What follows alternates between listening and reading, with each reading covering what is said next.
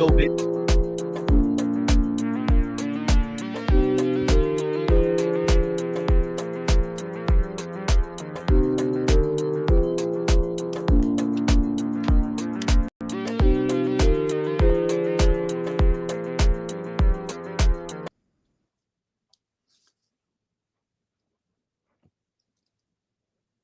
And we are live.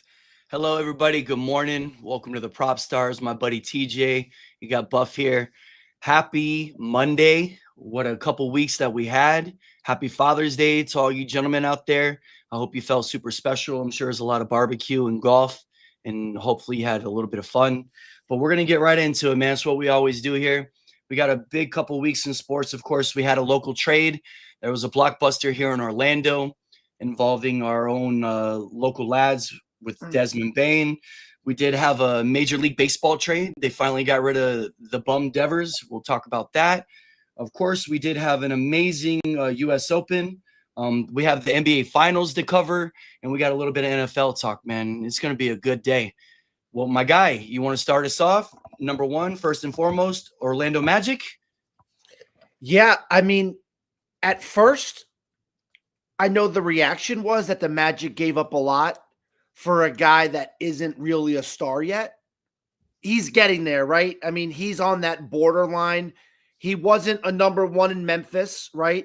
And he wasn't a number one because he yielded to Ja Morant.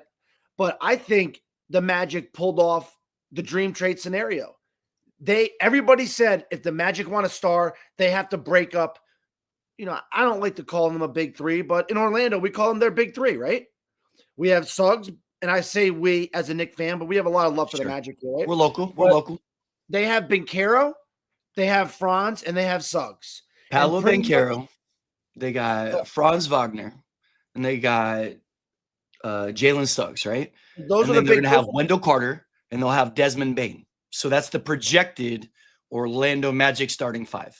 I would be shocked. They're not done yet. There's no way they're rolling out with Wendell Carter as a starting center. I think that was that's what Certified Rob was saying from rookies too.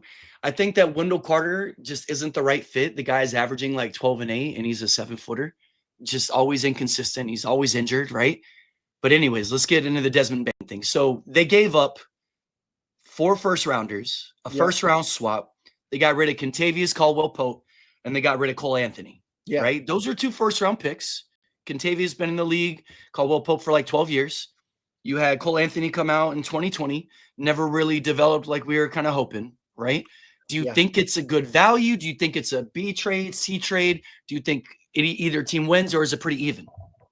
Yeah, I mean, I don't even really judge it as if it's even or not because we won't even know, right? We don't know what it's all early speculation. And it's all speculation, which that's fun. But I think the big thing is the Magic made a trade where they didn't have to give up one of their big three. Okay. Also, they didn't sacrifice, I think our boy Jeff Schneider said, they didn't sacrifice their defensive identity, right? Yeah. So, everyone's like, oh, they could have got Trae Young for that money. Our buddy Sean Overman said they could have got Trae Young. Magic don't want Trae Young. All of a sudden, you come with the Knicks were with Jalen Brunson. You have a liability on defense. Or the Lakers with Luka. Like, it's always a problem when you get a guy who's one-sided, right? I think the Pacers have given 8 to 10 teams hope in the NFC East. And I'm sorry, NFC East. Yeah, sure. Go Cowboys. NBA East. Yeah. NBA East. Our mind's always on football. But I think that the Pacers gave everybody hope in the NBA East. And now there are teams that are going to mortgage their future because they're watching from home saying, this could be us next year. So what did the Magic do? They grabbed an elite defender. I think they're going to have the best backcourt defending in the NBA, of course, via them being healthy. So we always got to throw that in with Suggs and Bane, 2 guys that get hurt a lot. But they added a 3-point shooter, which we all know they were the worst shooting team in the NBA, or second worst, no 3-point line. Then they also grabbed the ball handler too, another guy that can bring the ball up the court, right? So Suggs, we all know, is like a kind of a hybrid. Bane's kind of a hybrid. Now they gave up KCP. That doesn't matter. Kentavious Caldwell-Pope, the guy came in. They were hoping he was going to be a missing piece. He was a veteran guy, Yeah, but he was a complete bust for them. And Cole Anthony, which I thought at the time was a good trade a couple years ago, but I think he lacked the athletic ability to really put them over the edge. He's kind of one of those guys that's always going to be a 7th or 8th player. Well, and you mentioned like Suggs just really brings that noise on defense. So you really like him being able to go both ways, you know? Yeah, I think it's a great move. And who cares if you gave up an extra pick? From what I understand, I have a great We still swap next year too, though. So I mean, we get a swap next year in a first round. I like that. Yeah, and I have a great source really close to the situation, and he wouldn't tell me who, but it was a bidding war, an absolute bidding war with 2 or 3 other teams. Everybody was fighting for Bane. Magic had to throw in a little extra to just close the deal, and that's what they did. Now, do you think that this is going to give the Orlando Magic a legitimate big 3? Do you think that's going to be fair to say? Well, like having Paolo Banchero, having Franz Wagner, having Desmond Bane, those 3 being formidable at any time. I mean, you got scorers, you got defenders. Paolo's really taken the step forward. We watched him grow before our eyes. We already knew Franz was absolute gas, right? He's amazing. Yeah. And then now you kind of get that catalyst that you're looking for in the mix, right? To kind of bring us whenever we need a little bit of scoring, to bring the energy. I mean, you had Desmond Bane in fantasy last year, didn't you? Guy was a monster. He was really good when John Morant was out, and when John Morant was in, he was good. Well, I mean, his Ja is predicated on having to have the ball, right? Like, yeah, and that's what other people said. Oh, they could have got Ja for that. Well, yeah, the Magic don't want Ja. They want a defensive presence. They want a shooter, and they want a guy that's got a great attitude, and that's Bane. Yeah, like back to what you said, the big 3. I know what you meant by that. Like, does Bane put them over the edge? If healthy, 100%. The big 3 doesn't really exist anymore because the way like the CBA deal works. But now they have, officially in the Orlando world, a big 4, right? And they have 4 guys on the court that can easily be game changers. And like I thought was very important. I don't think the Magic wanted to sacrifice their defensive identity, and that's exactly what they did. And I think that they're not done yet. And I think that in Orlando, there's a huge buzz because this is the first really big free agent signing. I don't even know. It could be ever. For a minute, yeah. Orlando history shows that if you don't draft them, you don't get them, right? Yeah. So I think that this just gives everybody hope. I think it's going to spike season ticket sales. Do you think that now you got a team that we're witnessing, we'll get to them in a little bit, in the Indiana Pacers. Do you think this is going to let them be more competitive with the Pacers, with the likes of the Cavs, who were the number 1 seed, with the likes of your Boston Celtics? You know what I mean? Like, these are the teams, these are the class of the East. Is this going to be something where the Magic are going to be like a 40-win team, 45? You think they get to 50? They've been meddling in the 30s. Like, how many wins does this put us at? Yeah, I think that this puts them into a top 4 seed, right? Sure. I think that they were, not this season, but last season when they were healthy, they were like right around 2, 3, 4, 5. It was crazy watching them move, and everyone thought they were just going to get better this year. And then Suggs got hurt. Franz missed 2 months. They were all just, Banchero missed. Then Franz, it was just crazy. You're just like, so I don't think they're done. I think that it's hard to guess the regular season total, but yeah, 50 wins ish. But I think that. So over under, we're going to put the Magic wins over under 50. Yeah, I think 50's over. Sounds fair, right? 50's a tough number to hit, especially because they really haven't hit that before. I mean, 50 is definitely plus money. That's for sure. With that starting 4, and they build a little bit of depth and do a couple things in the offseason, as a Knicks fan, I don't want to play them. I think no reason not to, right? I think they take this Pacer team right now to 6 with that roster. And they just literally, they didn't go get a Durant where you mortgage the future for someone that's creeping up or that's in their late 30s, right? They got a guy, I want to say Bane's 26. He's 26, yeah. And they got like a young, it's honestly, I'm so excited for them. Who cares if you give away your 4 picks, a pick swap? I mean, it turned into a bidding war last minute, so they had to throw in an extra pick or 2. But who cares? I appreciate Desmond Bane, man. You know, he was drafted. I was telling this to Certified Rob from Rookies of the Year. He was drafted by the Celtics in 2020, and they traded him in November. So he never even had a chance to play with him. That was the bubble year, right? So and then he goes to Memphis. He develops. Rob was trying to say that he wouldn't develop the same if he would have been with Boston, or he wouldn't be the same type of player. I beg to differ. I think a guy who's just waiting on any opportunity is definitely going to come out and make his mark. I think the Magic found a gem in him. I love the fact that we got a real gritty player who's still undervalued, kind of under the radar. I think that he maybe another year or two, you definitely have to pay more than what we did now. And we've been seeing this in the NFL as the trend in other big leagues, that you might as well pay for the player now and get them, because everything else is only going to continue to go up, right? So take the shot, take your chance right now, give him the money. And I love what he does with the Magic. What do you think it does with the Grizzlies? Do you think the Memphis Grizzlies are any better with Cole Anthony backing up Ja Morant and Kentavious Caldwell-Pope? Obviously, they're going to get draft picks. Yeah. Hold on, wait. What was it? Was it Cole Anthony or Anthony Black? It was Cole Anthony. What am I talking about here? Why did I think that it was It was Cole Anthony. Oh, okay. And Cole Anthony, obviously, first round pick, but just I don't know why. For some reason, I was under the impression that but yeah, either way, I mean, it's tough to be perfect, sir. Even the best way to say is tomato. Yeah, it's gonna be for back to Memphis. I think that Ja Morant, they came out publicly right away and said we're holding on to Ja Morant. Sure. I thought Memphis was putting together something good, but obviously they had to shake things up because they just got really embarrassed in the first round, and that whole season was kind of a mess. I mean, until Ja Morant shows that he could be disciplined in the offseason, obviously he's a great player on the court, but I think when it comes Adrian, thanks for checking in, buddy. Thanks for watching, bro. I think who cares about Memphis, right? But back to the Magic. Oh God, they're going to be so gritty on defense too, and it's just like to have Suggs. I can just see Suggs and Bane, like how the point guard kind of dribbles up the court and then kind of backs it up to the half court line and starts calling plays. I could see Suggs and Bane just on you and just on top of you. It's going to be real exciting to watch, and I think it's going to change it on both ends of the court. But this is just a great move. And this is going to be the future of the NBA now. This is going to be when you have your chance and you have your young nucleus intact, you mortgage the future and you take your shots. And that's it. And if you don't take a shot, what's the point? I remember here in the Orlando Magic front office on Mark Daniels, like morning radio, who's like, to me, I think one of the smartest guys in the business. He's clever. And they came out and publicly said, we are going to make moves. And literally right when I heard it, I got excited for a minute and I rolled my eyes. I just was like, it just seems like nobody wants to come to Orlando. And let's talk about that.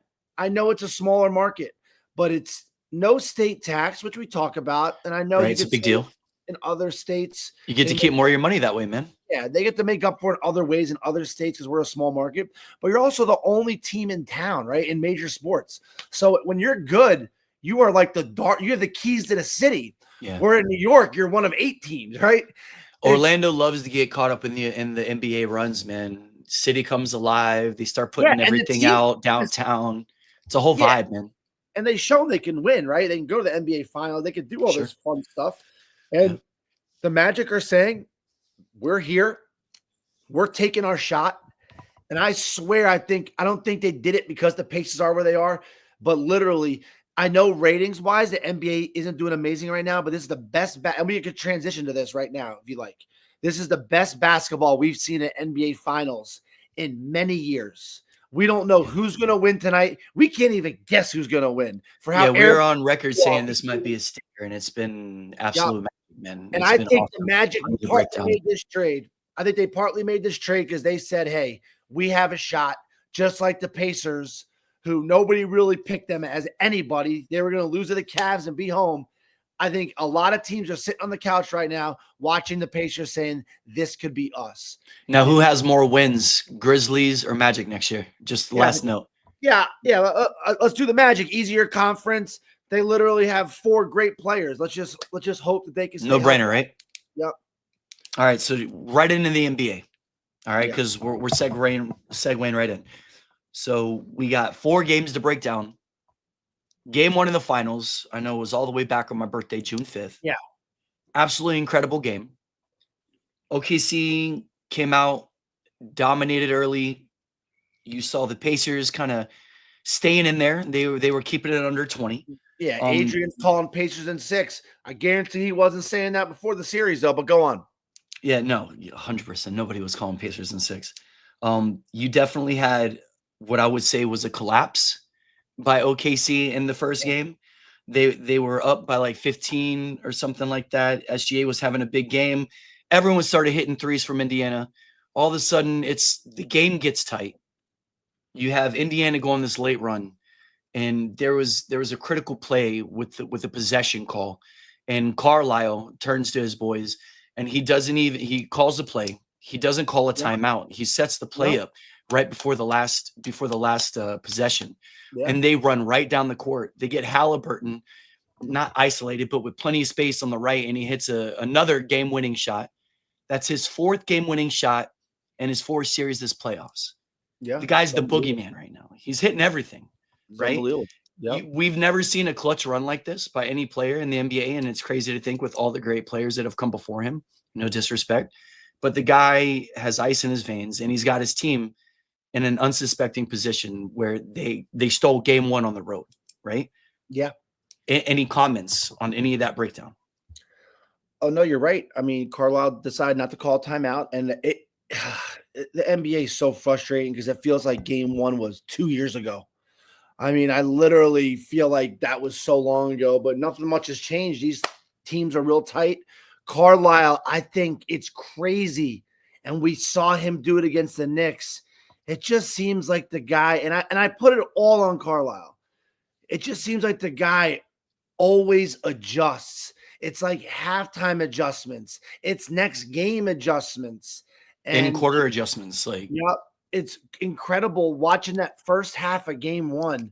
And I'm thinking, because me and you picked the Pacers, right? We have been publicly very lucky and been reading the NBA very right over the last couple months. Not to toot our own horns, but it's been crazy. And Carlisle has just been on point. And what does he do on the last possession? Doesn't call a timeout, lets them boys run a play, gets Halliburton an open look, which is all you can ask inside the 3-point line, and bang, there's Halliburton, right? He wanted that shot too, man. He wasn't even having like the greatest game either, and to come out and still want that shot. I just love the poise, the confidence, and just the way he's leading that team. Game 2, SGA again, reigning MVP, Shai Gilgeous-Alexander comes out after dropping 38, drops another 34. We kind of saw after they lost game 1, it was all OKC game 2, right? You kind of figured that. It's not the hardest pick. I thought it was big for Jalen Williams to come out. He's been a consistent role player for them. I mean, obviously he's the number 2 behind Shai Gilgeous-Alexander, and he's been balling. He's been really consistent throughout the series. Game 2, he had another good one. They had a big lead. It was all OKC, and I thought it was just kind of them asserting their dominance, trying to split back. Now we go right into game 3, right? Yeah. Pretty interesting. Game 3, going into Indiana, I thought OKC was definitely going to be with the noise. They come out, they did great in the first quarter. Even had like a lead of 9. Came right out, good start, right? And it just felt like Indy was staying in there. They ended up getting a huge performance from Mathurin, right? Benedict Mathurin. Here he comes again. We keep saying this guy's name once a series. And he was only like 2 for 3 from threes in that game. It was just a lot of jumps. It was a lot of deuces. It was a lot of layups. Like the guy was just all over the place. He got hot. I think whenever you get contributions like that, Siakam in game 3 had 21. Hallie was 22, 11, and 9. He's pushing right there at the what was crazy? part. Halliburton's been amazing. And I remember game 3, the most surprising thing was, and I'm pulling it up right now, is that OKC was 10 for 22 from the 3-point line, 45%. Pacers were 9 for 27, 33%. Everyone said Pacers, the only way they even get one game is if they shoot lights out. They made 9 threes on 27 attempts. OKC was almost 50% from 3, and Pacers still won by 9. And I think that's when I heard the tide shift. Everybody through Boathouse, everybody walking around Disney. Everyone's like, ooh, Indiana's got a chance now. I'm picking Indiana. And they kind of swayed the public because now the Pacers showed we can win. Because game 1 was kind of crazy, but it was almost like that Knicks game where they just everybody feels it's almost like a little fluky, Exactly. And I think game 3 was when they really showed, hey, we don't have to, we don't have to make 6 threes in a row, where I think that was against the Knicks, obviously. And against OKC, they were like 7 for 11 or something from 3 in the fourth quarter. OKC didn't make 1 3 in the fourth quarter in game 1. That's how the Pacers won. Everyone's like, oh, this is all going to end. And it's not ending, right? Yeah. So the Pacers are here to stay. And, we could all, that's the one thing I was definitely wrong about. I thought they were just going to kind of be the same old team. This team has grown. Every single player has gotten better. They play together great. But this team does not have to shoot threes and make threes to win a game. They definitely don't. And they've proven that. Completely agree. Yeah, so we'll go in. So Pacers go up 2-1, going into game 4. This golden opportunity to take a 3-1 lead. There's only one team in NBA history that's ever come back from a 3-1 lead. So you're essentially clinching a title. Yeah. You come out, you're at home. Yeah. You put out a gutsy. They won the first quarter. They won the second quarter. They won the third quarter. You win 3 quarters at home with a 2-1 lead. You got 1 more quarter to go. Shai's doing his thing. Shai Gilgeous-Alexander ends up dropping 38 or 35 in game 4. I'm sorry. He's going nuts. Jalen Williams drops 27. You get Caruso with 20 points. So they're getting their unexpected scoring, right? And then the Pacers, and I know you know this. I caught a bad beat on this. Doesn't matter. Yeah. All of a sudden, with 3:20 left in the fourth quarter, they just couldn't score. They had a free throw. They got 1 free throw. The rest of the way from 3:20, they were at 103, and they finished the game at 104. And talk about it really quick, because you had a fun bet, right? And you had a monster bet. I had a nice little bet. I took OKC to win. I thought OKC was going to win after losing game 3, but I definitely thought the Pacers were going to beat the spread. And whenever it came to the points, the over was 109.5, and they needed 110, and they were well on pace to sit there and to hit the mark. Yeah. And when they're at 103 with 3 minutes left, you're like, that's like 2 or 3 buckets. That's not a problem. That's 1 bucket per minute. That's a bucket per minute. And then you see Shai Gilgeous-Alexander, so hard to say his name all the time. He comes out and he scores, what was it, like, I don't know, like 14 or 16 of the last points in the fourth quarter, outscoring like the Pacers. It was such a heartbreaker and such a bad beat.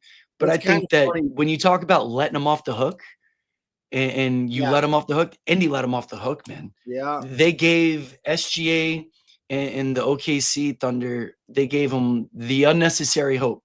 They had them on the ropes. They had them leaning. They were in the fourth quarter. They had a lead with under 4 minutes, and they couldn't finish, man. You think it's going to cost them the series? I think it's a big deal. I think now, if Pacers win, it's only in 7. Because I could easily see what I'm going to talk about in the game tonight. I think OKC wins. I think that the Pacers beat the spread. It's like a 9.5 spread. But I could see OKC winning. I could see Indy winning. And then game 7 for all the marbles. Obviously, you're probably leaning a home team. But I think that's what it takes for Indy to win. I don't think Indy goes in and stuns them again tonight. But whenever you have them on the ropes like that, such a confidence breaker. And and you're getting like production from Obi Toppin. You know what I mean? Like in these games, and you're like getting the guys that you need to score for you, and you still couldn't pull it through. Is it a heartbreaker? Is it a backbreaker? Is it done? Yeah, I mean, and God rest his soul, but every time you say we let him off the hook, I always think of Denny Green, you know? Of course, we let him off the hook. And I know that that's kind of like a line we like to use, but every time I even hear that line, I get chills through my spine just thinking, they are who we thought they were, and we let them off the hook. And Carlisle. You want to crown them, then crown their asses. Yeah, exactly. It's honestly probably I think my favorite post-game conference ever, and different sport, but could go with every sport. And Pacers were 3 minutes away from, pretty much 3-1, man. It's a big deal. Yeah, and I think you're right. It's going to come back now. Yeah, it's almost. I'm done predicting the series just because it's so hard. But yeah, you just feel like I think that the reason why we all thought, the NBA insiders, that it was going to be a close series is because OKC doesn't shoot threes. They just don't shoot threes. I mean, we've seen these teams lately shooting 40, 50 threes. OKC's right around 20 to 25 a game. So they run a great offense. I mean, it's been great brand of basketball, but it's hard to Shai does his thing for that lead, And that's Man, what's when crazy Shy about the does Pacers. his thing like he did in the fourth quarter, like you saw the guy, he was like That's incredible. stumbling and still coming up with these ridiculous fadeaways. Like I felt it was the moment, it was his moment to answer the call, to lead his team, to be the MVP, right?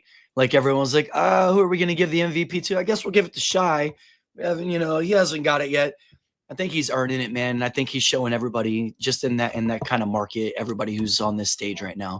And He's that's definitely why balling, man. He's And that's why incredible. this series is so great, because OKC was so close to 70 wins, right? Yep. And they have the NBA MVP, Sure. right? So it was just a smooth transition just to say, hey, almost 70 wins, number 1 seed, NBA MVP, NBA champions, right? And Pacers were like, not so fast, right? And they were just, I think that's what makes this series so exciting, because it's funny. Like even you shrug it off. Oh, I think OKC wins it tonight. I don't know if they beat the spread, but I think they win it. And you just kind of want to count out this Pacers team just because of what you kind of see. And like, it's crazy to think that the Pacers, if they don't win it, it's because they scored 1 point in the final 3 minutes, 20 seconds in a game. That's what it's going to come down to. They had, when we've seen them as Knicks fans, it like guts me to see. I've seen these guys put up like 15 points in 2 minutes. Yeah. But, it does say something about Oklahoma City Thunder's defense. It does say something about just this team, but it's just literally, we could be having, let's just say for a hypothetical, we could be watching the Lakers Knicks right now, and ratings would be through the roof, and the basketball wouldn't even be close. Yeah, that's a great point. What we see right now. It's honestly, I think we honestly, got overtime in one of these games. We haven't had an overtime game yet, and they've been Yeah. close. I think we got OT coming up. We'll see if you it goes want to know down why that way I tonight. think that the games have been so great, but like some games, like towards the end, they kind of just turn into blows. It's just both teams they move up the court so well that I think that, for example, Thunder won 111-104, but that game came down to the last minute, right? Both teams have such a good offense. And I want to talk about this too, because Golden State, when they were winning their championships, they ran an offense for 40. It was so free flowing. It was free flowing, right? We were just conditioned to why do teams run ISO ball with their best player? It's because it limits turnovers, right? Because the ball goes in Michael Jordan's hands. Right, and you're letting him make the decision, right? Yep. And yeah, you're like, hey, let my best player shoot the ball. Right. Where Golden State said, no, we're going to keep ball movement and backdoor cuts from the first play to the last play. We've never seen a team do that. I mean, in our lifetime. I heard that the Havlicek and the Bill Russell Celtics did it, right? And I think that the fun thing about this is that we're watching Oklahoma City and Pacers run an offense of 48 minutes. So it's not sticking in Harden's hand or Durant's hand or Jalen Brunson's hand. I mean, all Knicks fans, we did say we love Brunson. I mean, we take a bullet for this guy, but the ball gets very sticky in his hands late. This, you see Halliburton and SGA whipping it around the court.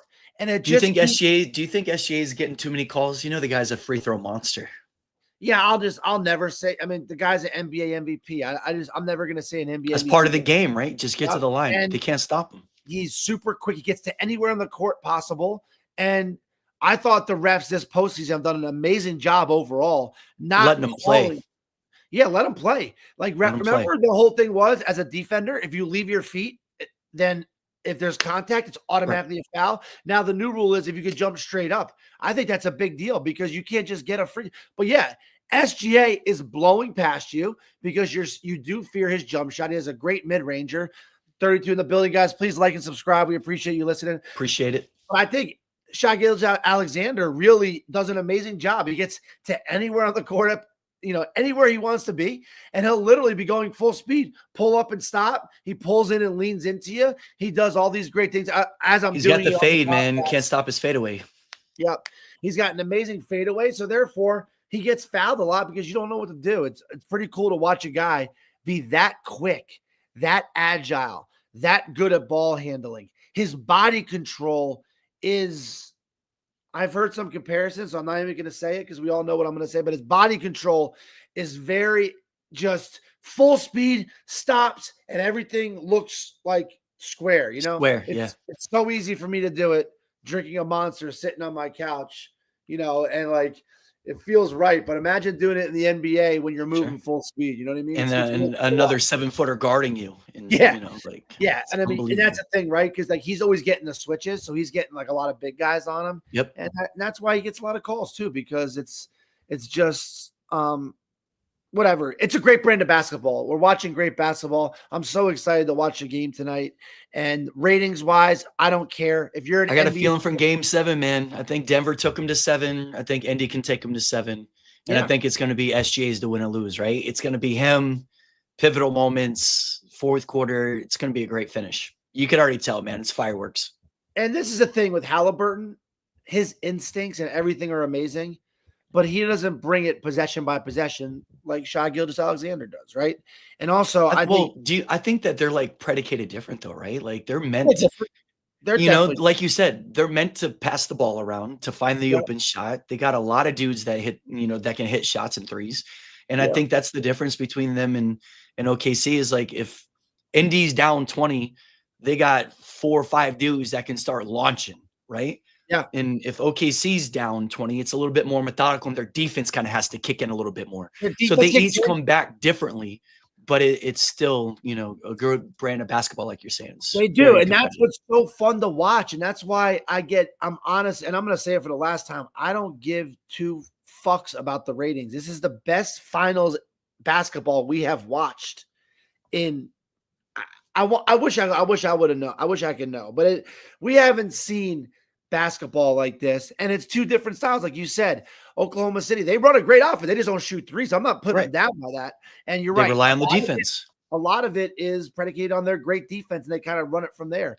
But they're not scared to run the ball up and down the court. But Oklahoma City is not a team that is going to just dribble down the court like the asterisk Boston fraudulent Celtics and just let's dribble down the court, hope, shoot, and pray. And let's pray to God we play Luka in the finals. That's drinking beers before the game. The Celtics were in the finals right now. They'd already set an NBA record with 263 shot. It'd be crazy. It's a joke. I mean, dribble down the court, close your eyes, hope and pray it goes in.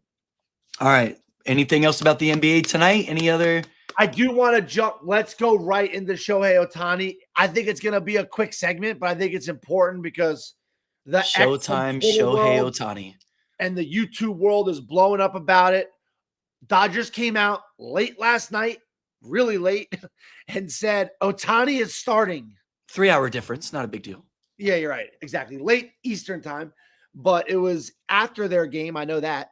It was after the game. And Ohtani's starting tomorrow. Today. He's the starting pitcher for Monday, for the Monday night game. Yeah, it's a light day in pitching too, so he's gonna have a lot of eyes on him.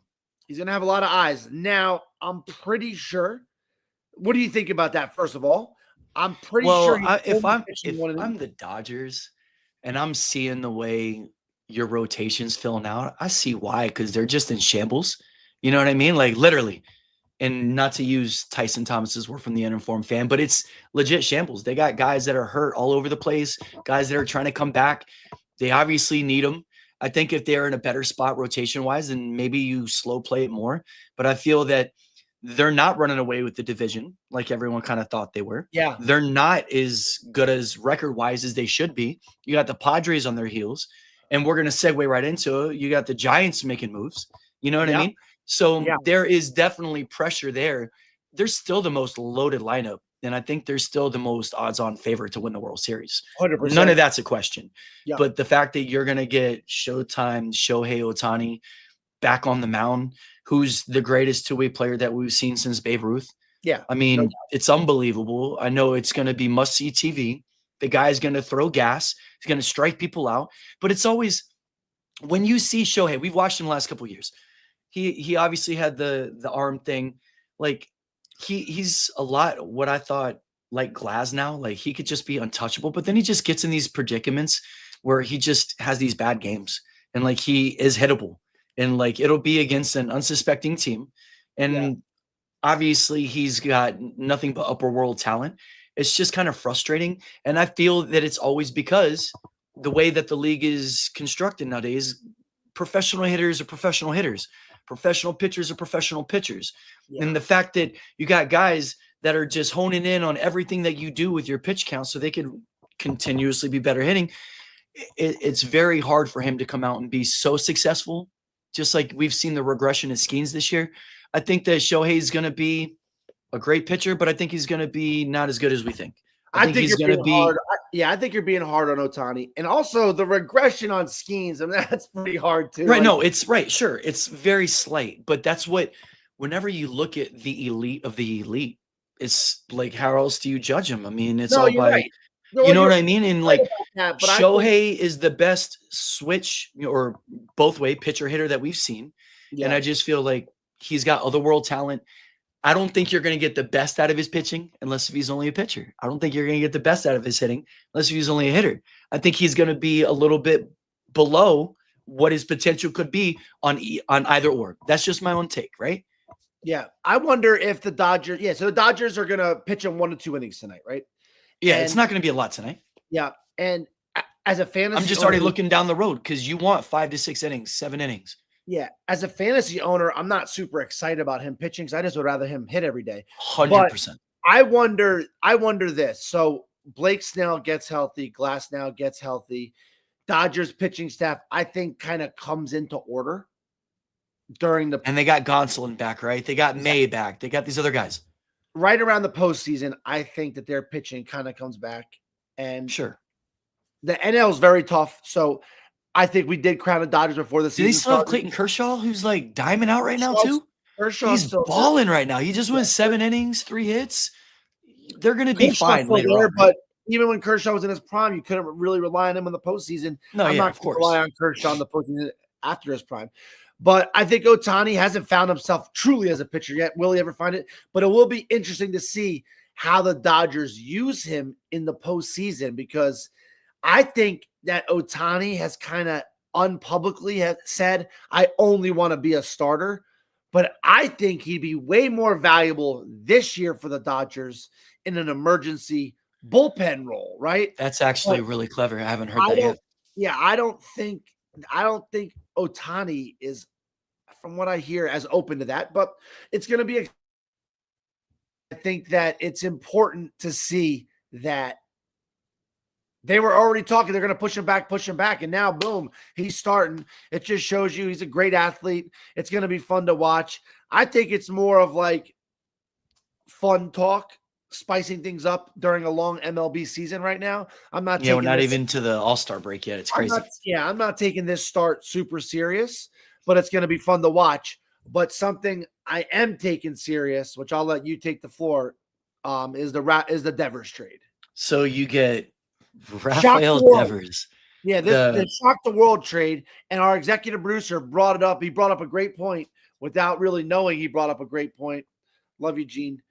But it's more about salary absorption than it is who you're trading. So Devers gets out of Boston. He won't move from third base. They call up Roman Anthony, top prospect in baseball. They got to make room. They got a bunch of young guys. You could kind of feel the page turning over there in Beantown. And so they trade away Devers for a couple of arms, right? You end up getting Jordan Hicks, you get Kyle Harrison, and you get the number 4 prospect out of their program, number 6 overall prospect, and James Tibbs III. Okay. Like you said, the Giants just absorbed $250 million of the $300 plus contract. Right? Yeah. Right. They absorbed the rest of the whole contract. He's off the books. He's gone. I think the Giants, they even went and traded for Willy Adames this year. They're kind of meddling.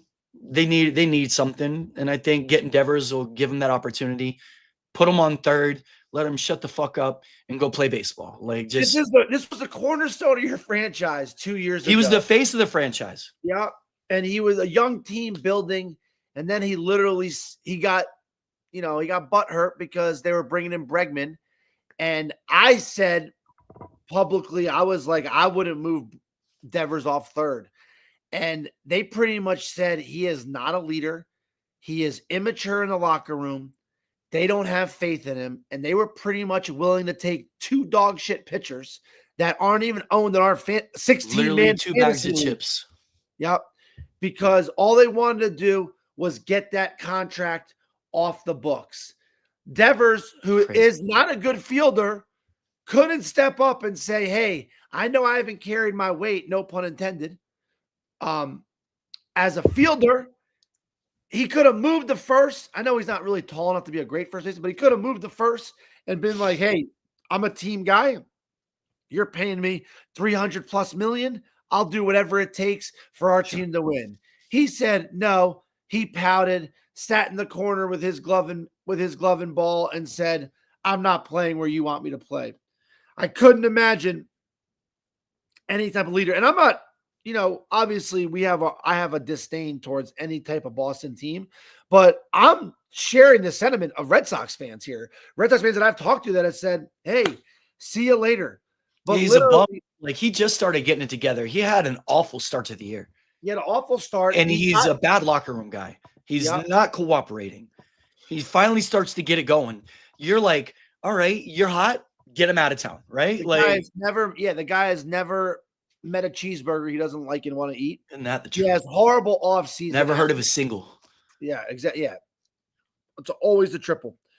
Not in baseball, but at Wendy's. And then it's I heard his off the field conditioning. I mean, I haven't heard one thing about that. I'm lying. I'm seeing that his off field conditioning is not what it should be for a cornerstone franchise guy, right? You see Judge 100%. Constantly in the weight room. You've never heard Devers coming in underweight, in shape, looking great. You've never heard one offseason story about this guy doing anything. Yep. And I think that just to show you how, Hicks was a prospect, but Hicks is not the guy. No, he's not. They literally said, we'll take peanuts. Just please take that contract off our hands. And I think the Giants are trying to find lightning in a bottle. And, I think it's a good move. I mean, look at the Giants' record. They're on pace to win 90 games. I mean, it's crazy, 90 plus. I mean, and the Padres and the Dodgers.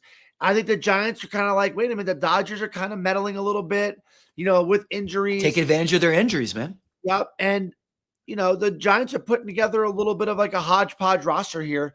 But the story is not the Giants. The story is the Red Sox getting rid of what we thought was, a 7 to 10 time future All-Star, probably a Hall of Famer, another Red Sox great. You're trading away a Hall of Famer. Devers probably, you're looking 60, 70% chance making it, barring health issues. Yeah. And they just said, we want, because of his attitude and locker room presence and all the things that we just stated. I love that though, man. Like, I hate these prima donna players that run their teams or locker rooms or run other good players off and like literally will tank a franchise because they're just toxic, right? So get rid of the toxic players. I love the youth movement. I love what they got going on in Beantown with Campbell and these other guys. And I mean, they got a lot going on. So you might as well just make the move now, especially your division in Boston's kind of down too, right? I mean, with the AL East. So try to shake it up. Maybe this guy, James Tibbs III, works out and maybe they got other moves. This could be the first of other moves. You never know what first domino, kind of starts the others and what else they're going to do. Cause there's always a lot of acquisitions made. And what's crazy? Devers had like an historic bad start. Right. And the guy's on pace to have 100 RBIs, 100 runs. He came right back. And 35 home runs. So on that note, not to be hypocritical, but as we say, this guy, stops at Dunkin' Donuts before practice, after practice, and gets it delivered during practice. Sure. The guy's you're almost kind of like, hey, if you take care of the Giants are like, man, if we get this guy in the gym twice a week. Like Luka, right? Yeah. Like the potential. Yeah. Just get him to shave some weight. And like, we're having fun with it, obviously. And it's, like everyone of like body shame people and stuff like that. So we're not doing that, but it's just kind of like for the Red Sox, for him to get so hot and the Red Sox to sweep the Yankees, which I didn't want to talk about. I said I wasn't going to bring it up today. I actually made a promise to some family members, but you sweep the Yankees. So you were 9.5 out. Now you're 6.5 out, and you're one little run away you're real close to that wild card, and you trade away one of the hottest, hitters in the league right now. And it's crazy. It's just crazy to think Isn't baseball funny management how was it's like the horrible. only sport you get a guy like Rafael Devers or maybe Tony Gwynn or maybe Kirby Puckett or whatever. These guys got it, like you said, and we're not body shaming. They got a little bit of a belly, you know what I mean? It's like the only sport. Like look at Jose Ramirez. He's like a little pudgy. Guy still steals bags, hits ball. I mean, the shape in baseball doesn't matter as much. Hell, you remember our softball league. You would have guys come up looking very unassuming and still very athletic and can still get around the bags. So I'm not giving him that hard of a time for his shape. The guy has obviously been ultra talented. He's been an elite prospect his entire career. And that's probably why he's got a little bit of an attitude. It's because it's always been given to him, is what we said like 3-4 weeks ago. He's never really had to have a hard day. He's always been coddled, right? Well, here comes your $250 million still getting guaranteed, and have a nice life over there in the Bay. Enjoy. Talk about coddling. I want to talk about one last thing too. Yeah, go ahead. Jump on. I just want to double check something. All right. Soto is still having a horrible year, by the way. You want to talk about Soto?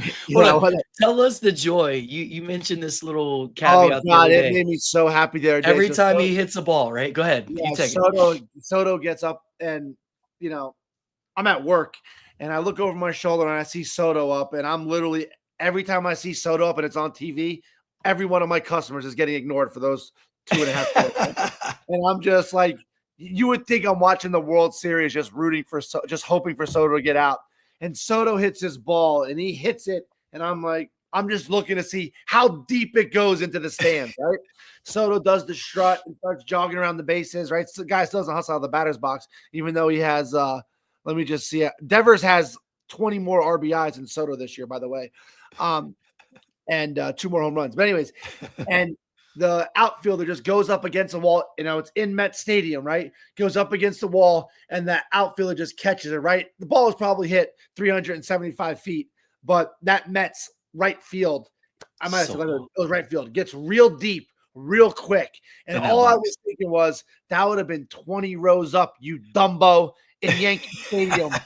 And you just decided that for your family to get a suite. He said it was for the Yankees' future. That's bullshit. He literally wanted, I think, an extra, it's under 1% of the money, which is significant, but still. And, he wanted a suite for his family. That's all public knowledge now. And he just literally, it was just a long out.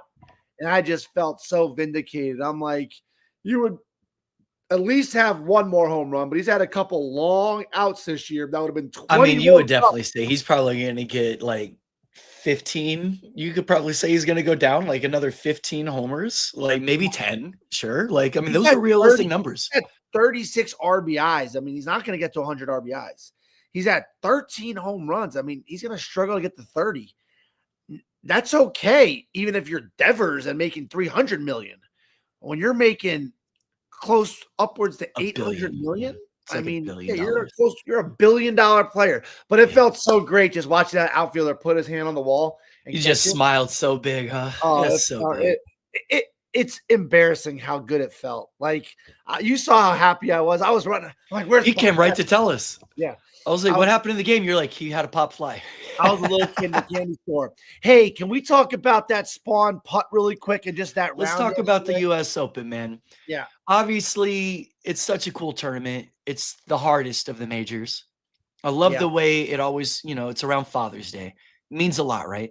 And I got a little funny story to tell you about it too. So you see this tournament, it's not a lot of the big name players that are up there. You see JJ Spaun actually shot a 4 under his first day. So, I mean, he was right in the mix, and he was undercover, and nobody even really saw him there. He was going to be one of the last. A lot of huge names missed the cut too, a lot of huge names missed the cut. Yeah. And you sit there and you kind of watch this tournament progress. It's at Oakmont. It's a rough course. The rough is out of this world. And you hear there's going to be weather throughout the weekend. So you knew it was going to kind of get ugly, Yeah. And I followed it a little bit through the weekend. And of course, it got hot and heavy yesterday. Everyone's getting bunched up. JJ Spaun has this incredible shot throughout their tournament, right? And he's on this approach, and he hits this pitch, and he's short of the green, and it's not very far. And he hits it so perfect and dialed on distance. He literally bounces it off the pen, and it comes with the spin. It hits the worst backboard bounce ever and comes back. And then, of course, it hits the hill, rolls down at his feet. And it was the most telling thing about it. I don't know how many other players, of course, us included, but other PGA Tour players that would have been so frustrated, that would have been visibly upset, that would have been putting their club up to their face, head down, drop shoulders, body language, just shit. JJ Spaun hits this shot, worst break ever, literally, that you've ever saw. You got to go see it. And as he's watching, he's not even phased. He's just looking at it, trickle all the way back down, goes right up, and just starts focusing on his next shot. On his post-tournament interview after he wins, he just says, everybody, his caddy really brought him in. He said, everybody's going to have a bad run in this tournament. If yours is right now in the final round, just get through it and don't let it get to you. You're going to have other big putts to make. He comes up to 12 later on, drops a 40-foot birdie putt to get him in the mix. And then, of course, 18, legendary. You got Hatton. What's his name? Terrell Hatton is sitting there on the box. He's at the podium on the mic stand getting interviewed, and he drops a 64-foot putt to win the tournament. Unbelievable. And it's unreal, dude. And like when you watched it, the way it rolled out and came in, like he was just trying to lag it to get it close. Yep. And he buries it. He was trying to two-putt because a two-putt, wait a minute. Yeah. Would have got him in. Yeah, two-putt wins. A two-putt wins, a three-putt goes to overtime, right? Or right. Sudden death. Exactly right. And it was so tricky, right? Because it was raining out. It was going to be the last hole no matter what. They would have finished it today. Sure. And I was with 3 Scottish people. So there with the McIntyre was the guy sitting there waiting. Right. I don't think he really thought he had a chance until late, right? Until the last couple holes. He goes, holy cow. And Spaun goes birdie. Also a great stat. Spaun is the first guy to ever win a major to shoot a 40 on the front 9 on the final round and to win a major, which is crazy to think. He shot a 40 on the front 9. And I remember hearing on the radio around 3:15, and they were saying Spawn's out. The guy literally goes, well, I had action on Spaun, and Spaun is out. And that shot was just like, it went viral, dude. It instantly went up on IG. It's trending on like all the sports apps on X. And I'm just watching it everywhere, like this shot with JJ Spaun.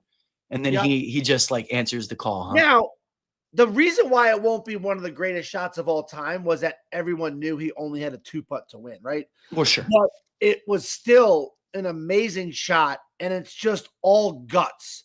Because we've all known how many times, I mean, we're not pros, but it's just so easy to leave a putt short. Or to gas it because you're 64 feet away and it's raining and you don't want to leave it short. I truly think, and I wish Jeff or like Jeremy, or if we have any golfers listening right now, I think that ball rolls 10 feet past the hole. And that had some momentum. And I'm interested in somebody else like that really knows golf. If it doesn't sink, how far it goes. If it doesn't go in, how far it goes. Because think about it. Everyone talked about how fast the greens are, how crazy it is. And now it's raining. You have to make up for that adjustment. It was just so amazing, like to see his wife and his I want to say 2 kids. I think his 2 kids. And it was just, and to hear the guy in the interview, he said he heard it. He got advice from, it was Max Homa, but it was Tiger Woods' advice. And he says in the U.S. Open, thank you guys for listening. We have the most in the building right now. Please like and subscribe. But Tiger Woods says in the U.S. Open, who cares about being in first? Just be in the pack towards the end. And in Spaun, in his interview, it was an amazing interview because it was just so honest and genuine. And he was just like, I just kept on thinking this in my playing this over and over in my head. Just stay in the pack. Just stay in the pack and your time will come. And you literally, you see his name just constantly up there. Then you see Adam Scott fall off. You see all these guys falling off. And the conditions are obviously horrible because Adam Scott played an amazing tournament. You had Ortiz. You had Victor Hovland. Yeah. You had like dudes that were just like left and right, bad breaks with the rain, rough. Like it was crazy. Just the clutch gene. Because to me, right when he hit it and I saw it rolling up, I'm like, man, what a ballsy putt, right? And I just thought, I think this would be an amazing 2-putt. Just watching it, it's going to be an incredible 2-putt. And just to watch it go in, throws the putter up. It was just an amazing moment. It's why you watch sports. But like we've said, there's some sports, there's no hiding behind your player. There's no, you turn the ball over or you get a bad pass, it gets tipped and you make the three, or you brick a three and it goes in. You have to be, it's only you out there. It's you and your caddy on an island. And just to watch the caddy, like not even like break character, still holds the umbrella while Spawn's like walking away as you kind of think he makes the putt. There's just so many moments of that thing, which makes me just really love sports. But just the clutch gene, it's incredible. 64 to win in the U.S. Open for your first major. You've never even finished top 20 in a major before. Like, dude was there in the first round, and he just, like he said, he stayed in the pack. It was an incredible, improbable win. And out of all the underdog stories, that was a pretty cool one. That was and the roar, like, right when he puts it, you hear the roar way before it goes in, like, get in the hole. Everyone starts yelling. And then to see the genuine reaction too of like the whole gallery and everyone just so shocked. That was a very cool moment. There was, like I said, there was 3 Scottish guys that I was with, and they were like really rooting for McIntyre. And when Spaun makes the putt, they're high-fiving each other. It was like, you know what I mean? It was kind of like how people rally around Tiger Woods. I heard a guy on the radio. It was so funny. He goes, if that was Tiger Woods 15 years ago, the internet would have broke. 100%. Right? It was just a great moment. But let's transition. I think it's kind of been an MO of the show, right? Oh, also, a lot of action on the U.S. Open too, right? And a lot of buddies, we have some group chats, and they're like, KP has Adam Scott, and he has like a $10 bet and a buyout to 250, but he can win 1,000. It's so hard to take the buyout, but also just the way golf has incorporated betting, not really golf, but just how Hard Rock in Florida, especially. But golf is so exciting, and I have guys like Ricky, who like literally does not watch golf. He's typing, what a putt, right? Because it's just, there's so much energy, mainly because of the betting world, right? Of course. So I think golf, that's been a really cool kind of thing. And it's not really it's more the live bets throughout the round. And right? I feel like the whole PGA live thing is like, calm down, shit's over. PGA is the main show. They got all this talent. These kids are good. It's great for JJ Spaun to sit there and win. You got a number 1 golfer in the world, Scotty Scheffler. You got John Rahm, both finishing at tied 7+4. You know what I mean? So they were like struggling, but even a couple of the great ones were still bad tournament, top 10. It was a great field, great tournament. And it just, you see why the U.S. Open is just so special, man. What a tournament, huh? I'm pretty sure went birdie, right? He finished birdie, man. I mean, come on, man. What are we doing? Like, it's an amazing clutch performance, and I think that it will be something that I remember for many years, right? Well, let's switch right into it, man. So finally, the NFL. Yeah. We had somebody make their bed. We had Aaron Rodgers. I repeat, Aaron Rodgers has signed with the Pittsburgh Steelers.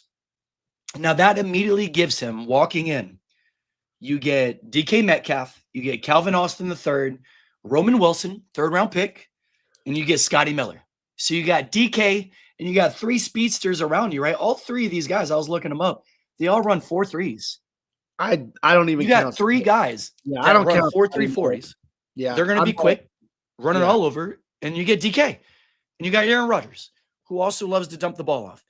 They do have Warren. They drafted another running back.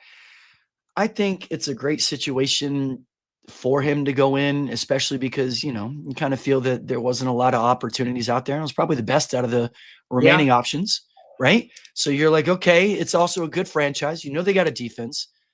And I'm going to segue this in just a moment, but you get TJ Watt most likely about to re-sign, right? Yeah. So you're getting a pass rush. You're going to get opportunities to get the ball. I mean, mediocre Mike. Steelers are always 8-8, now 9-8, maybe 10-8. So you're looking at a division with Aaron Rodgers where the Bengals can't get their shit together. They're good on offense. I'm going to talk about Trey Hendrickson in a second. You got the Browns, who are the Browns, and then you got the Ravens, who are the class of the division. So you're clearly fighting for 2, right? We'll give you like as the second best team in that division because the Bengals aren't made on defense. That's a very realistic opportunity again for them to just sneak out 10, 11 wins. with Aaron Rodgers as your Yeah. quarterback. Talking to all Steeler fans, I've never seen so many people not be excited about getting a Hall of Aaron Fame. fucking Rodgers. And he's also a year removed from his injury. And I think that, and I'm shocked, I'm in the minority. I've yet to see anybody be excited about this move. But I think this is the first time in Aaron Rodgers' career that fans are not excited for him to walk into that locker room, right? They are not excited. Now, talking to Steeler fans, they all say the same exact thing, and I don't blame them. We're happy that it's Rodgers and not Rudolph. Sure. But we are not excited that Aaron Rodgers is the quarterback for the next year or two of our franchise. And this is the first time that Rodgers is coming in as almost like a Band-Aid. They got him for a real cheap discount, which I wonder what the holdup was. I think everybody who thinks they're sharp says he just didn't want to participate in the off field, the OTAs, the early workouts. Yeah, I don't know if you think that's enough. Yeah, I don't know if I believe that, but I knew that story would die. What's Omar Khan have to say about it? Did he text you back? Yeah, I would love to get him on the show soon. I know that he is super excited. I think that, hey, thanks, Uncle Jimmy. Thanks for listening. I think that I think that Aaron Rodgers is going to have a big year. Now, the thing that worries me. What's a big year? Hold on. What's a big year for Aaron Rodgers? 4,000 yards. I won't say stats as much. I think that okay. You think wins, predication of like the meaning to your team in big moments more than the numbers he's going to produce. Yep. I think they're a 10-11 win team, right? That's assuming that TJ Watt comes back. That I have heard this TJ Watt thing is a lot uglier than what it looks. Oh, it's a mess. And I want to talk about this like 100% after we get done talking about this. Yeah. And we're really just talking Steelers ball right now, but this Watt thing is a mess. I heard Omar Khan in front office do not want to pay him.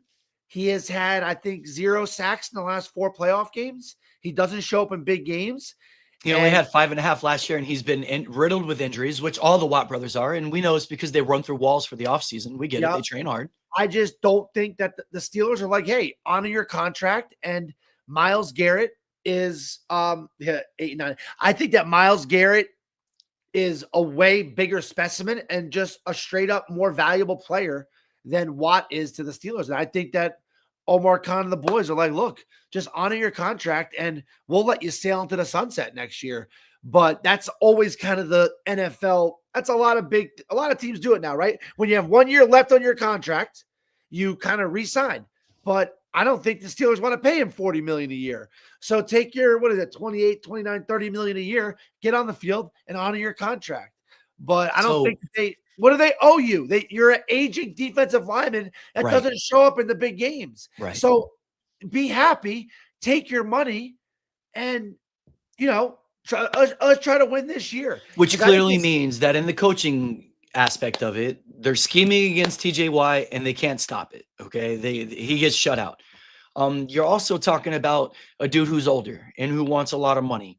Now, as I was saying, what's gonna I think predicate his contract is the Trey Hendrickson signing from Cincinnati, and they don't want to sign him, and he's holding out. And it's the same thing. Just honor your contract, dude. You're 30. You turned 31 in December, Trey Hendrickson. You had 17.5 sacks the last 2 years. Here's the little caveat that I heard. Trey Hendrickson in his last 2 years has 33 tackles, and then Trey Hendrickson has 43 tackles on top of the sacks. So he may get to the quarterback, but he does not stop the run. Yeah. 33 tackles. That's it. And you want how much money? How can you sit there and don't get me wrong? The sacks are nice, but that's only the last 2 years. You're going into your 31 season. How can we guarantee as a franchise you can even keep that up? And that's the problem, right? And also as a defensive lineman, stats definitely don't say everything. And it's easy for us, honor your contract while we're sitting on the couch. But the Bengals, like you said, historically might have had the worst defense in the history of football last year. And Joe Burrow and Jamar Chase and the boys found a way to make them, relevant. And you know, every league is a copycat league, blah, blah, blah, blah. But it looks like for the foreseeable future in the NFL, the way you build a team is you pay your offensive guys and you build your defensive depth throughout the draft, right? And I mean, I don't know why nobody does the whole Tom Brady scheme and you have a quarterback who doesn't take money so you can build your team. yeah, Why can't you just do that? It's like a proven method and nobody does it. Everybody wants to take the bag. Well, yeah, do the Bobby Bonilla contract where the Mets are still paying him, right? But it's I love that. Oh, it's a classic contract. Best contract in history. Right? I know. It's one of those things where I think that teams don't want to pay 30-year-old defensive linemen unless you think that is the last piece of the puzzle, right? So the Browns, like what the Bills with Von Miller, it's just not. It never works, bro. The Browns did something a little different, but I think from the Bengals and the Steelers' point of view, just play your contract, which I think that it's funny how they're both tied to each other. Both of these ends, both these teams, divisional in both their futures, and neither team is known for paying people either. Yeah. Well, the Bengals historically. Well, they just had to pay Burrow. They just had to pay Chase. How are they going to pay everybody? How is Trace supposed to get his money and let their young stars still be there? I don't get it. Yeah, and the Bengals, I mean, historically they have the worst ownership probably in the NFL, and they will never go make a signing because they don't like to spend money. If they draft you, they have to do it, pretty much, right? Like they're not going to let Burrow and Chase just sail off into the sunset.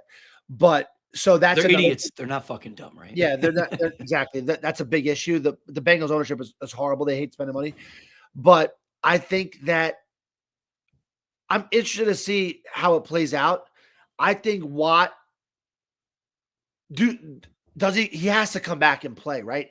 And Watt's coming back to play. I just think that the dominoes have to fall in a certain way to see the kind of money. And I don't think there's any way that TJ Watt walks away. There's no way. Yeah, so he comes into the season, and we're beating a dead horse here, right? 100%. But you can't pay a 31-year-old defensive lineman that doesn't show up in big games. Now, yeah, you're not showing up in big games because you're getting double teamed. Now, I mean, one thing if you're getting like Chris Jones, right? Chris Jones gets double teamed a lot, and his team's going to Super Bowls, right? I know there's a lot of other things in play, but I don't put Watt up there in the Chris Jones category. Like, Chris Jones might go down as the greatest D tackle we've ever seen. You know what I mean? Yeah. Aaron Donald. You can't stop that guy. Any big game, it doesn't matter, dude. Yeah, I'm hesitant to put like the Watt. I don't sign if I'm the Steelers and I'm the Bengals. It's tough, but you don't sign either one of them. I mean, not to their contracts. You make them adhere to your signing, or walk, because they're not going to get that money. I don't think anywhere else either, unless if somebody goes desperate, right? Steelers is, and I know Rob can maybe help us out with this, but Certified Rob. Yeah, he got promoted to executive producer, which we appreciate that, and respect him a lot, and his knowledge, especially about the Steelers. The thing about the Steelers and why Watt's so upset is they have a lot of room. They have room in their cap. Sure. Now the problem is they're not done. I know they said they were going after Jonnu Smith, but I think they really want Pitts. Why would you? Like Pat Freiermuth just got value back, right? Like 100%. Oh yeah, but I think that they're kind of going. They want Pitts. I think they want Pitts, and they know Pitts isn't that physical tight end. So Freiermuth would still be him. You know what I mean? But I think that Rodgers, and it's going to be a little bit. Don't go get Pitts because he's just like a distraction, eye candy. He's going to be running a lot of routes he can't block. Like he doesn't fit the scheme. I know he's not very physical. The Steelers want to run, but supposedly Jonnu Smith kind of fell through, and they're looking at Pitts. They're looking to add another weapon or two for Rodgers. I love their who's the slot guy that they played? Is it Calvin Austin? Is that his name? Yeah, Calvin Austin the third. He's a great slot guy. Scotty Miller, and they got Scotty Miller. Roman the Wilson guy has been a bum for a while. The guy runs a 4.340, but he just never. Have you ever seen him run? I don't know. The guy just. I'll always remember the Super Bowl play. They were down in halftime, and he catches the one. I mean, he's got it, right? He's there. You just. Yeah. I mean, anyways, I think that the Steelers are close. Steelers are close. I think they have the room to pay Watt, but are you just going to pay him because he's a leader in the locker room? Certified Rob says they need O-line help. So maybe they make moves like that, right? But I think Rodgers is going to be a great addition. And then what else did we want to talk about when it comes The to last thing we are going to cover. All right, you got 2 second-year quarterbacks coming in this year. They're both going to be tied hand in hand throughout the rest of their career. You have Caleb Williams for the Chicago Bears, and you got Jayden Daniels for the Washington Redskins. I mean, Commanders. Fuck them. Yeah. The Redskins. I think that on paper, when we talked about it, I think it's very deceiving, right? Because you look at the results, and obviously one has success and one was not very successful. But the numbers don't lie. They're very similar whenever it comes to comparisons. Jayden Daniels seems to be, obviously off to the better start, but I'm always so curious about the second year because the sophomore slump is very real. And my most recent example is, and I'll always admit it, especially on the show, especially in public, I own my mistakes. I was on record last year calling CJ Stroud a top 5 quarterback.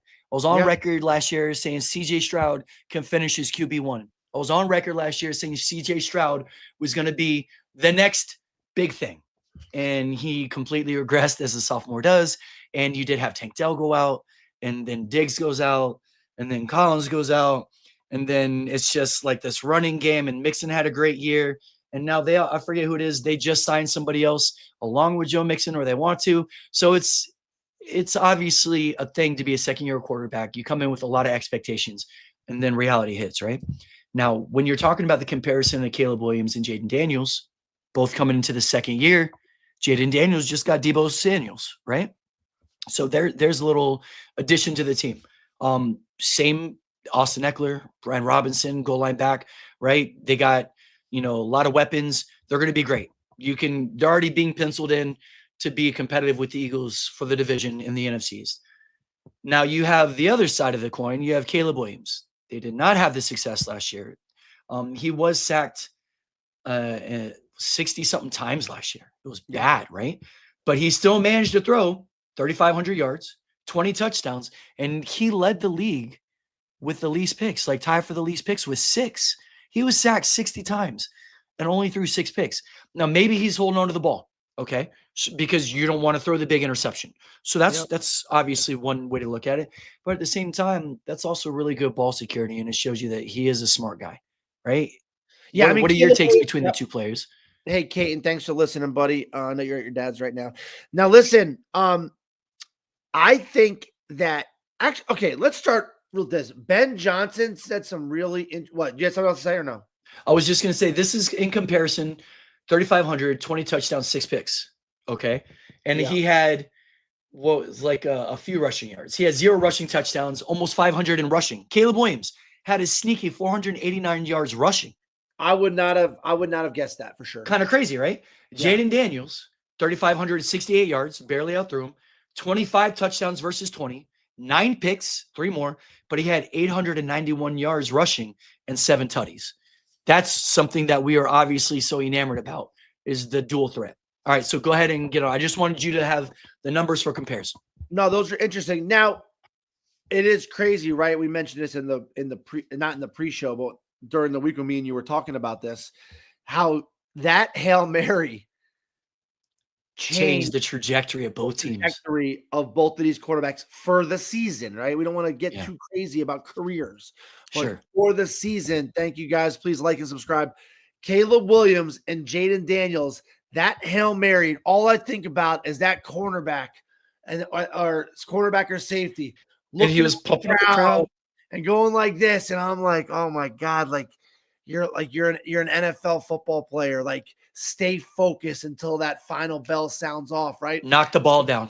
Yeah. So anyways, both teams after that going totally different trajectories, right? I don't know how much of Caleb Williams' stats were during meaningful playing time, right? Where Jayden Daniels was always in a meaningful situation, meaningful game.